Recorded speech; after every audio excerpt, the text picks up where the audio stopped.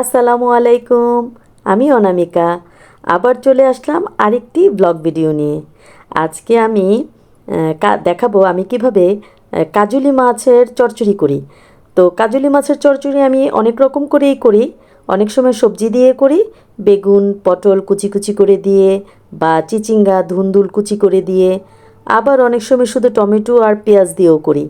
আজকে আমি আলু দিয়ে করেছি, সেটাই সবাইকে দেখালাম। তো কাজলি মাছ বলেন, কেউ বাতাসি মাছ বলেন, কেউ বাঁশপাতা মাছ বলে। আমি অনেকের মুখেই অনেক রকমভাবে শুনেছি, কিন্তু আমরা এটাকে কাজলি মাছই বলি। তো আমি মাটির কড়াইতে পেঁয়াজ, কাঁচামরিচ, কুচি করা আলু, আদা রসুন বাটা, ধনিয়ার গুঁড়া, মরিচের গুঁড়া আর হলুদের গুঁড়া দিয়ে আমি তেল দিয়ে ভালো করে এটাকে মেখে নিব। একদম যেটা বলে একদম হাতের ছোঁয়া, ভালোবাসার হাতের ছোঁয়া। তো হাতের ছোঁয়া ছাড়া চচ্চড়ি মাখামাখি তরকারিটা খুব একটা ভালো হয় না, চামচ দিয়ে ওরকম করে মাখানো যায় না। তো আমি সবসময় এটাকে হাতে মেখেই রান্না করি। তো আমি কাজলি মাছটাও সাথে দিয়ে দিলাম।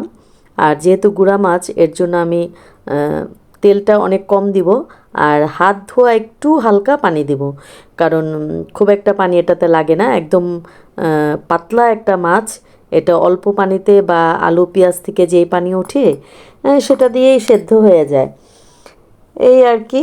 তো এখন আমি এটাকে রেডি করে পানি দিয়ে বসিয়ে দিলাম চুলায়।